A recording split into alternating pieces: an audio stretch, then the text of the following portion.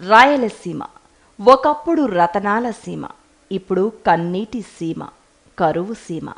ఇలాంటి చోట పచ్చని చేలు సాధ్యమా? పంట పండించడం సాధ్యమా? అసాధ్యాన్ని సుసాధ్యం చేసి చూపిస్తోంది ఈ రైతమ్మ.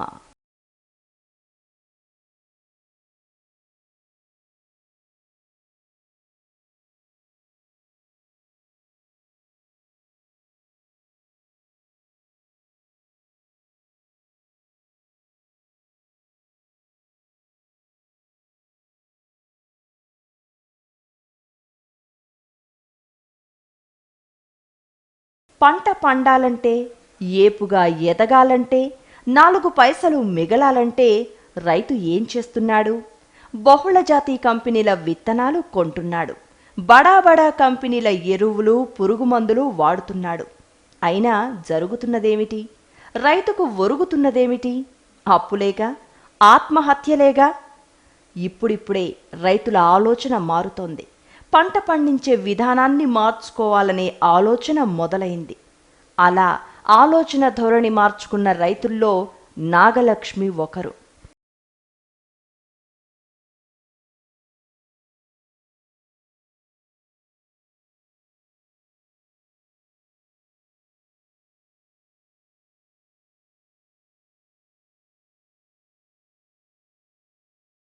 చెట్టు పుట్ట చేను చెలక నాదే అని తిరుగుతున్న ఈ రైతు పేరు నాగలక్ష్మి. అనంతపురం జిల్లా ఉప్పనేసిన పల్లెవాసి, 100 ఎకరాలకు యజమాని. ఇంతటి అభివృద్ధి ఎలా సాధ్యపడింది? అనేక మంది రైతులు సాగు గిట్టుబాటు కాక భూమికి దూరమవుతున్న తరుణంలో ఒంటి చేత్తో బాధ్యతలను మోస్తున్న ఓ మహిళకు ఎలా సాధ్యపడింది? మాది మొదటి నుంచి వ్యవసాయ కుటుంబమే. మా తాత ముందు నుంచి వ్యవసాయం చేసేవాడు. మాకు 100 ఎకరాల పొలము. 100 ఎకరాల పొలంలో చిన్నప్పటి నుంచి తాత నాకు బాగా వ్యవసాయం పనులు బాగా నేర్పించినాడు. అప్పటికే నాటి ఆవులు, నాటి ఎద్దులు, గిత్తలు అన్నీ నాటి దానితోనే చేసేవాళ్ళం వ్యవసాయము. అప్పట్లో ఈ రసాయనిక ఎరువులు అస్సలు లేవు. అప్పుడు మొత్తం నాటివే.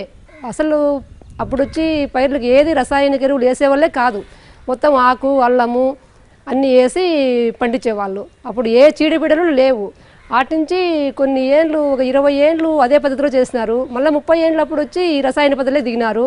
అప్పటి నుంచి డిఏపీలు, యూరియాలు వేసి ఇంక పొలం అంతా పాడు చేసినారు. అప్పటి నుంచి ట్రాక్టర్ సేద్యము, ఇంక నాగల సేద్యం అస్సలు లేదు. ఇంకా వాటి నుంచి భూసారం తగ్గిపోయింది, పంటలు తగ్గిపోయినాయి. ఇంక అంతా రసాయనిక వైపే అందరూ రైతులంతా అట్లే మళ్ళినారు. చాలా నష్టాల్లో పోతున్నారు. నాగలక్ష్మి అందరిలాగే వ్యవసాయం చేయాలనుకుంది. నలుగురు నడుస్తున్న దారిలోనే తాను నడవాలనుకుంది. పురుగు మందులు, ఎరువులు చల్లుకుంటూ పోతే పంట దిగుబడి పెరుగుతుందనుకుంది. కానీ అవి విషాలు. పంట దిగుబడి పెంచకపోగా తీవ్ర నష్టాన్ని, ఆర్థిక భారాన్ని మాత్రమే మిగులుస్తుందనే నిజాన్ని స్వానుభవంతో తెలుసుకుంది. మాకు 100 ఎకరాల పొలం ఉంది. ఫస్ట్ మేము కెమికల్ వాడి చాలా నష్టపోయినాము. భూములు పండకుండా పాడైపోయినాయి. ఇప్పుడు 3 సంవత్సరాల నుంచి మేము పాలేకారు విధానంలోకి వచ్చినాము. మా అబ్బాయిలు ఇద్దరు దీనికి మనం ఇట్లా చెయ్యాలా ఈ పద్ధతిలో అని ముందుకొచ్చి మేము నాటి ఆవులు తెచ్చి ఆవులతోనే మేము దీన్ని 3 సంవత్సరాల నుంచి దీన్ని ప్రయోగం చేసినాము. మాకు బాగా సక్సెస్ అయ్యింది. మాకు పాలేకారు మంచి విధానం చూపించినాడు. మేము అతని బాటలు నడుచుకుంటున్నాము. మేము కెమికల్ అసలు ఇంక వాడము. మాకు ప్రతి పంట వచ్చింది. మునగ, బొత్తాయి, ఇవి దానిమ్మ, అరటి, మాకు ఇంకా చిరుధాన్యాలు అన్నీ మొత్తం పండించినాము. కాయగూరలు, ఆకుకూరలు మొత్తం మేము ఇంటికి అన్నీ అవే వాడుకుంటున్నాము. మా బంధువులకి అందరికీ ఇస్తున్నాము, పక్కల వాళ్ళకి ఇస్తున్నాము. ఇది మంచి ఆహారము. మేము నాటి ఆవులు పాలు, నాటి ఆవులు పెరుగు మేము ఇంట్లో అవే తింటాము. మేము వేరే వాడము. ఈ తరం నవతరం ఆలోచనలు దేశాభివృద్ధి కోసం, వ్యవసాయాభివృద్ధి కోసం ఉపయోగపడితే ఎలాంటి ఫలితాలుంటాయో చెప్పేందుకు నాగలక్ష్మి కుమారుడే ప్రత్యక్ష ఉదాహరణ. సుదీర్ఘకాలంగా రసాయనాలతో చేసిన వ్యవసాయం కలిగించిన నష్టాలను చవిచూశాక కొడుకిచ్చిన సూచనలు, ప్రోత్సాహంతో నెమ్మదిగా సేంద్రియ సాగు వైపు అడుగులు వేసింది నాగలక్ష్మి.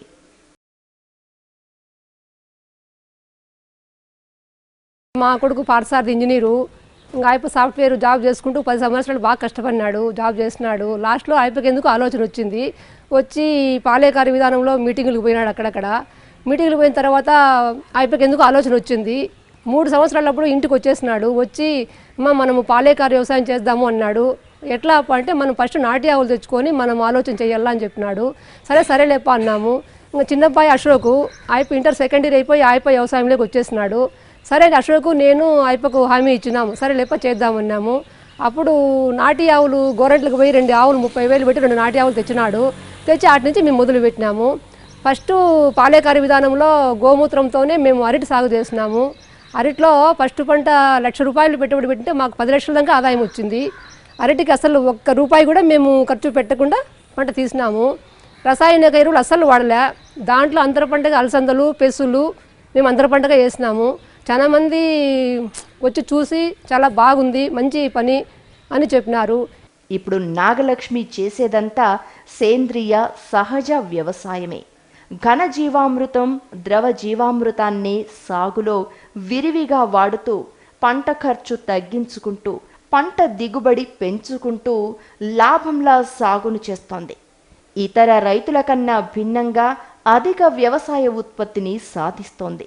వచ్చిన ఉత్పత్తినంతా లోకల్ మార్కెట్ నుండి మొదలుకొని ఢిల్లీ దాకా రవాణా చేస్తోంది. ఇది సిమెంట్ తొట్టె, దీంట్లో నీళ్లు 200 లీటర్ల నీళ్లు, 10 కేజీలు పేడ, 5 కేజీలు 5 లీటర్ల గంజు, 5 కేజీలు ఉలవపిండి, 5 కేజీలు బెల్లము అన్నీ మిక్సింగ్ చేస్తాము. దీంట్లోకి బాగా కలయబెడతాము. కట్టితో కలబెట్టి 5 నుంచి 10 రోజుల దాకా దీన్ని స్టాక్ పెడతాము. తర్వాత అంతా తీసుకొని పోయి మొక్కకు 1 లీటర్ పోస్తాము. లేదంటే దీన్ని స్వేయింగ్ అయినా చేసుకోవచ్చు, చెట్టుకు మొక్క పోయొచ్చు. పోనీ డ్రిప్ ద్వారా కూడా మొక్కలకు పందివచ్చు. దీన్ని ఇది మంచి పోషకాలు ఉంటాయి దీంట్లో, కెమికల్ అవసరం లేదు. ఇది ప్రతి పంటకు వాడుకోవచ్చు. ఇది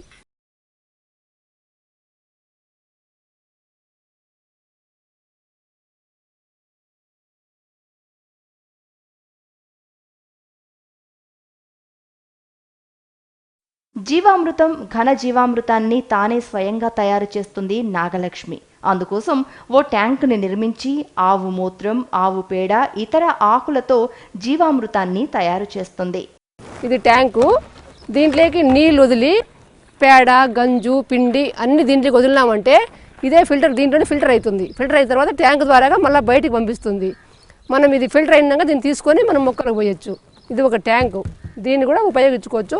డైరెక్ట్గా మోటార్ పెట్టి మనము డ్రిప్కు అందించుకోవచ్చు. ఇది మనుషులు లేకుండా దీన్ని చేసుకోవచ్చు. ఇది గుజరాత్ నుంచి తెప్పించినాం మేము ట్యాంక్. ఇది బాగా ఖర్చుతో కూడుకున్న పని, అంటే మనుషులు లేకుండా సులభంగా పని చేసుకోవచ్చు. దీని ద్వారాగా అన్ని దీంట్లోకి చేసినామంటే ఫిల్టర్ అవుతుంది. దీని ద్వారాగా డ్రిప్కు పంపించుకోవచ్చు డైరెక్ట్గా. జీవామృతానికి ఆవులే ప్రధానం. అందుకే ఆవులను ఎంతో ప్రాణంగా చూసుకుంటుంది నాగలక్ష్మి.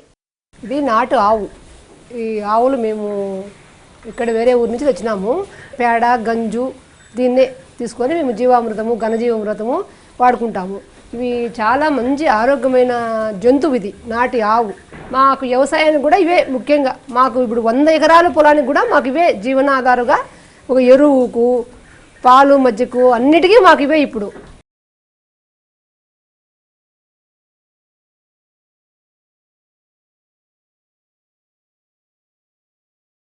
నాటిన విత్తు మొలకెత్తాలన్నా, ఏపుగా పంట ఎదగాలన్నా మట్టిలో జీవముండాలి, సారముండాలి.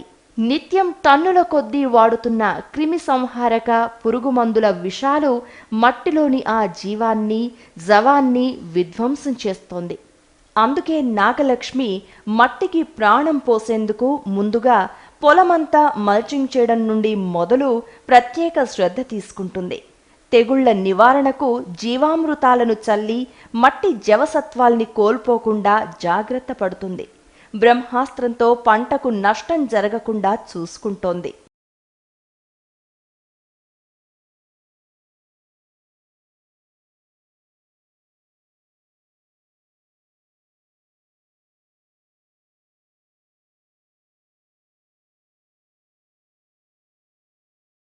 ఇలా సేంద్రియ పద్ధతిలో 4 ఎకరాల్లో బొప్పాయి పండిస్తోంది. అంతర పంటగా కందులు, అలసంద, ఉలవలు, పెసర్లు వేస్తోంది. బొప్పాయి సాగు చేసినాము. ఇప్పుడు ఇది ఫిబ్రవరిలో పెట్టినాము తోట. ఇప్పుడు కాపు రెడీ అయ్యింది. దీన్ని డ్రిప్ ఇరిగేషన్ దీంతో నీళ్లు పంపిస్తాము. ఇది మందులు కూడా దీంతోనే వస్తుంది. ఇది జీవామృతము, ఘనజీవామృతము, జీవామృతము. మేము కెమికల్ వాడము. మొత్తం ఇదే పద్ధతిలో చేస్తాము. ఇది మల్చింగ్ అని దీన్ని ఎక్కడ కుళ్ళు పదార్థం అంతా తీసి చెట్టు దగ్గర వేస్తాము. దీంట్లో వానపాములు తయారవుతాయి చెట్టుకు, ప్లస్ ఇది నీళ్ళు వాటర్ కూడా పట్టుకుంటుంది.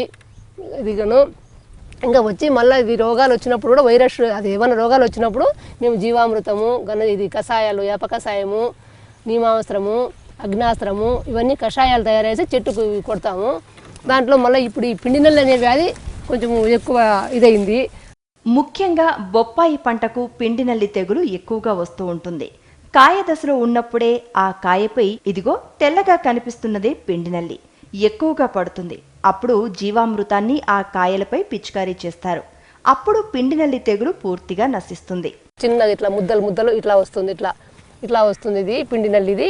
ఇది కాయ అంతా మచ్చలుగా తయారు చేస్తుంది కాయని. ఇది కాయ పనికి రాకుండా అయిపోతుంది. ఇది చాలా చెడ్డ వ్యాధి. ఇది చాలా పంటను చాలా ఇబ్బంది పెట్టి ఇది ఇలా తయారైపోతుంది. ఇది వచ్చినప్పుడు మేము కషాయాలు తయారు చేసుకుంటాము. వేపాకుతో, ఆవు పేడ, ఆవు గంజు, వేపాకు అన్ని బాగా మగ్గబెట్టి అది తయారు చేసుకుంటాము. తయారు చేసి ఆ వ్యాధి వచ్చినప్పుడు అది మేము చల్లుకుంటాము మొక్కకు.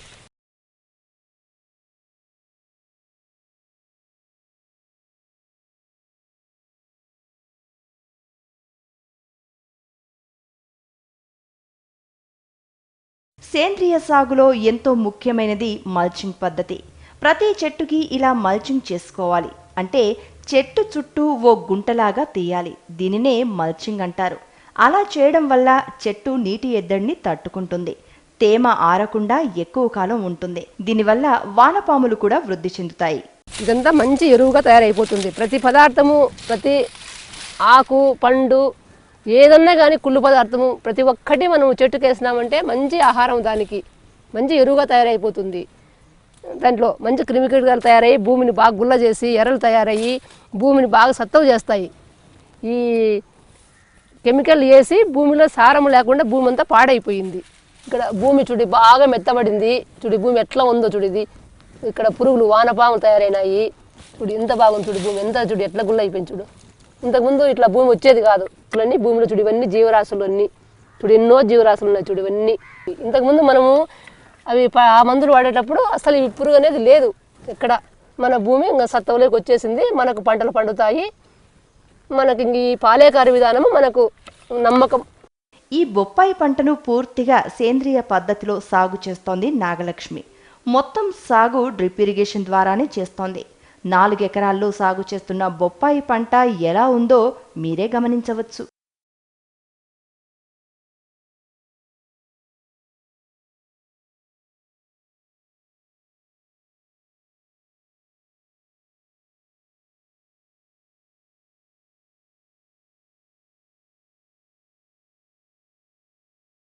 ఇవి చాలా మంచి పండ్లు, ఆరోగ్యానికి చాలా మంచిది. ఇది ఈ బొప్పాయి మొత్తం కెమికల్ లేకుండా పండించినాం కాబట్టి ఈ పాలేకారు విధానంలో మంచి ఆరోగ్యానికి చాలా మంచి చేస్తాయి. చాలా జబ్బులు దీని గుండా నివారణ అయిపోతాయి. ఈ మొత్తం ఆవు గంజు, ఆవు పేడ, ఉలవ పిండి, బెల్లము భూమికి వేసి సత్తువ చేసి పంట పండించాము. అసలు కెమికల్ ఏమాత్రము దీంట్లో వాడలే. ఆరోగ్యానికి చాలా మంచిది. ఇది ప్రతి ఒక్కరూ దీన్ని తినాల్సిందే తీసుకొని. ఈ ఆర్గానిక్ పంట మేము పల్లెల్లో రైతులు ప్రతి రైతు ముందుకు రావాలా. ఈ పద్ధతిలో ప్రతి రైతు చెయ్యాలా. ఇది చాలా సులభమైన పని, కష్టం కాదు. మనం కెమికల్ వేసి భూములన్నీ పాడైపోయినాయి. ఒక ఆవు పెట్టుకొని మనం 30 ఎకరాలు వ్యవసాయం చేయొచ్చు. పల్లెల్లో కూడా ప్రతి రైతు దీని ముందుకు రావాలా. ప్రతి రైతు ఖర్చు తగ్గించుకోవాలా. ప్రతి రైతు కష్టపడాలా. మనము పల్లెలే కాక పట్టణాల్లో ఉండే వాళ్ళకి అందరికీ కూడా ఆహారం మనం ఇవ్వాలా. వాళ్ళకు పట్టణాల్లో ఆహారం దొరకదు. వాళ్ళకి అన్నీ కలుషితమే. వాళ్ళకి ఈ మంచి ఆహారం దొరకదు. వాళ్ళ ఆరోగ్యాలు పాడైపోతున్నాయి. 6 ఎకరాల్లో అరటి సాగు చేస్తోంది. ఈ వ్యవసాయం అంతా డ్రిప్ ఇరిగేషన్ పద్ధతిలో చేయడం మరో ప్రత్యేకత.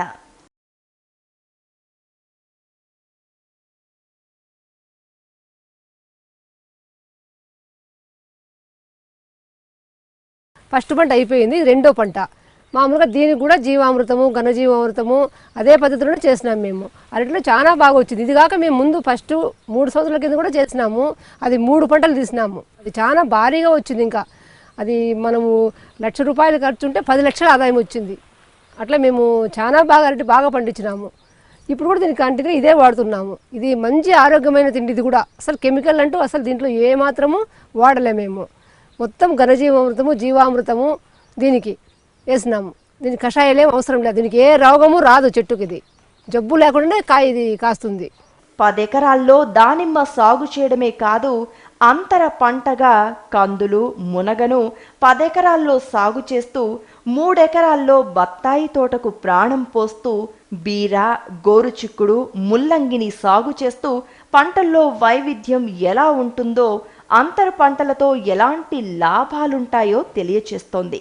ఇది బత్తాయి తోట 3 ఎకరాలు, దీంట్లో అంతర పంటగా కూరగాయలు సాగు చేస్తున్నాము. ఇది 5 సంవత్సరాలు పడుతుంది బత్తాయి మన క్రాప్ వచ్చేదానికి. అంతవరకు మనం అంతర పంటగా దీంట్లో కాయగూరలని సాగు చేసుకోవచ్చు. ఈ కాయగూరలని ఇక్కడ మేము పెడతాం, సాగు చేసుకున్నాం ఇదే పద్ధతిలో. బీర, బెండ, కాకర, ముల్లంగి, చౌడికాయ, దీంట్లో వంకాయ, టమాటా అన్నీ అంతర పంటలు పెడతాము. అన్నీ బాగా క్రాప్ వస్తాయి.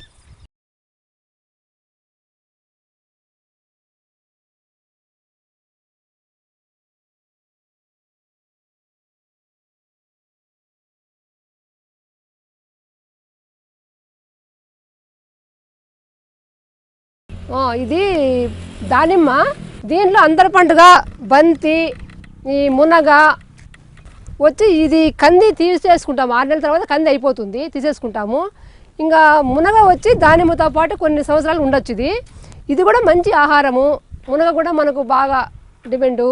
ఇది మనం ఆకు వాడుకోవచ్చు, కాయలు తీసుకోవచ్చు. ఇది మంచి తిండి. ఇది కూడా ఆర్గానిక్ పద్ధతిలోనే మేము చేస్తున్నాము. ఇది మంచి ఆహారం కూడా అందిస్తున్నాము. ఇది చాలా మంచి ఆహారము. ఆ కెమికల్ అయితే వాడలేదు దీనికి కూడా. ఇది కూడా మాకు మంచి సాగులో ఉంది. ఎకరాల్లో వేసిన ద్రాక్ష, 2 ఎకరాల్లో బంతిపూలు సాగు చేస్తోంది. నిజంగా తెలుగు నేల మీద ప్రతి పల్లెలోనూ పొలం గట్టున బంతి మొక్కలు అందంగా వయ్యారంగా ఊగుతూ చుట్టూ వాతావరణానికి కొత్త అందాలను చేకూర్చడమే కాదు, ఈ బంతిపూలు అనేక కీటకాలను పొలాన్ని నాశనం చేయకుండా కాపాడతాయి. అలాంటి బంతిని పొలం గట్టున కాకుండా 2 ఎకరాల్లో సాగు చేసి మార్కెట్ డిమాండ్కు అనుగుణంగా సప్లై చేస్తున్నారు నాగలక్ష్మి.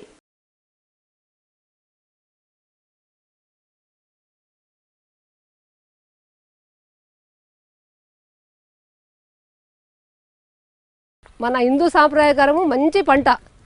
ఎన్నో పూజలకు ఈ బంతి వాడతాము. చాలా మంచి ఇది. ఇక్కడ మనకు ఇది ప్రతి పండగకు, ఇక్కడి నుంచి పండగలు ఎక్కువ, ప్రతి పండగకు ఈ పువ్వు బాగా సాంప్రదాయపరంగా ఈ పువ్వునే వాడుకుంటాం మేము. తోరణాలు, పెళ్ళిళ్ళకు, ప్రతి శుభకార్యానికి ఈ పువ్వుతోనే మేము మొదలు పెడతాము. మామిడి తోరణము ఈ పువ్వుతోనే మొదలు పెడతాము. ఈ పువ్వు ఏ రోగము లేకుండా పడుతుంది. మేము ఈ బంతి సాగు ప్రతి పంటలోనే ఈ బంతి సాగు చేసుకుంటాం మేము. మాకు ఇది పెట్టుబడి లేకుండా, ఆర్గానిక్ ఏమి అవసరము లేకుండా మొక్క ఇది పెరుగుతుంది. మన అనంతపురం జిల్లాలో ఈ బంతి సాగు బాగా విపరీతంగా బంతి సాగు ఉంది. ఇది ఎక్కడైనా ఎవరైనా చేసుకోవచ్చు. ఇది ఎలాంటి పురుగు, చీడ, పీడలు దీనికి ఏది ఉండదు. దీనికి ఎలాంటి ఖర్చు లేకుండా మనం ఈ బంతి పండించుకోవచ్చు. అనంతపురం జిల్లాలోని నేలలు ప్రధానంగా వేరుశెనగ సాగుకు చాలా అనుకూలమైనవి. అందుకే ఇక్కడ జిల్లాలో ప్రధాన వ్యవసాయ పంట వేరుశెనగనే. ఇలాంటి వేరుశెనగను నాగలక్ష్మి దాదాపు 50 ఎకరాల్లో సాగు చేస్తోంది. ఇది వేరుశెనగ చాలా ప్రధానమైన పంట. ఇది మనకి ఇదే ఇప్పుడు ఆధారు పంట. ఇది ఈ జిల్లాలో మనం ఇది 50 ఎకరాల్లో సాగు చేసినాం. 30 మూట్లు చెనిగిత్తనాలు వేసినాం దీన్ని. ఇప్పుడు ఇది వర్షం రాలే, జూన్ 1లో వేసినాము. ఆగస్టు 1లో వచ్చింటే మంచి పంట వచ్చేది. దిగుబడి చాలా తగ్గింది. ఇప్పుడు మనకి ఇది చాలా పెద్ద నష్టం. దీనివల్ల మనకేం ప్రయోజనం లేదు. ఏదో పశువులు మేతగా దొరుకుతుంది అంతే. దీంట్లో ఆదాయం అంటూ లేదు ఇప్పుడు మనకు.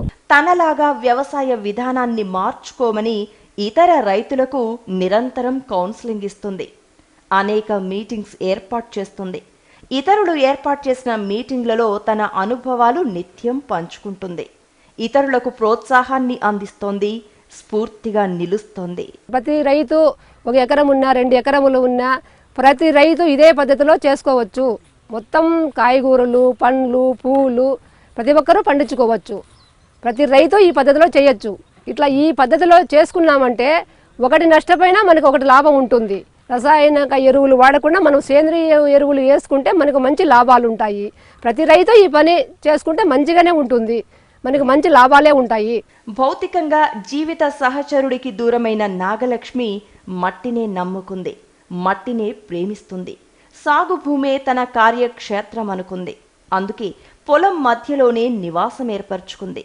ఈ మట్టి పరిమళాలను, పచ్చని వాతావరణాన్ని, స్వచ్ఛమైన గాలిని ఆస్వాదిస్తే మట్టిలో మట్టై, మొలకలో మొలకై, పంటలో పంటై బతుకుతోంది. మనకు గవర్నమెంట్ వాళ్ళు ఇంకా మనకు మార్కెట్ సౌకర్యం కల్పించాలా. మార్కెట్తో చాలా ఇబ్బంది పడుతున్నాము. ఇప్పుడు ఈ రైతులు ముందుకు రావడం లేదు, మార్కెట్ లేదని చెప్పి రైతులు ముందుకు రావడం లేదు. మనకి ఇది మార్కెట్ సౌకర్యం కల్పిస్తే ప్రతి రైతు ముందుకు వస్తాడు. మార్కెట్ సౌకర్యం కల్పించుకుంటే ప్రతి రైతు ఒక ఎకరంలో కూడా ప్రతి రైతు ఆర్గానికే మేము చేస్తాము, మేము సిటీకి అందరికీ కూడా మేము ఈ ఆర్గానిక్ పంట పండించి అందరికీ మంచి ఆహారం అందిస్తాము, అప్పుడు అందరికీ కూడా ఇది బాగుంటుంది. ఫస్ట్ మాకు మార్కెట్ సౌకర్యం కావాలని అడుగుతున్నారు వాళ్ళు. అదే ఈ పాలేకారి విధానము, ఇది మంచిగా పాలేకారు మనకు మంచిగా గుర్తింపు చేస్తున్నాడు. మనకు మీటింగులు పెట్టి అక్కడక్కడ రైతులందరినీ ప్రోత్సహిస్తున్నాడు. ఈ విధానం వల్ల మనం 10 ఎకరాలు కాకుండా 2 ఎకరాలైనా ఈ వ్యవసాయం ఇట్లా చేసుకుంటే మన గిట్టుబాటు ఉంటుంది అని చెప్పి పాలేకారు కూడా మంచి పద్ధతిగా చేసినాడు. మనం ఈ పద్ధతిలో పోయినా మనకు అంతో ఇంతో లాభం ఉంటుంది. పెట్టుబడి లేని వ్యవసాయము ఇది. ప్రకృతి బాగుంటుంది, పెట్టుబడి లేని వ్యవసాయము బాగుంటుంది, మనకు గిట్టుబాటు ఉంటుంది. మనకు ఆలోచన, ఆచరణ రెండూ ఒకటే అయితే ఎలాంటి ఫలితాలుంటాయో నాగలక్ష్మిని చూస్తే కనిపిస్తుంది. అసాధ్యాన్ని సుసాధ్యం చేసింది. అందుకే అనేక పురస్కారాలు, అవార్డులు ఆమెను వరించాయి.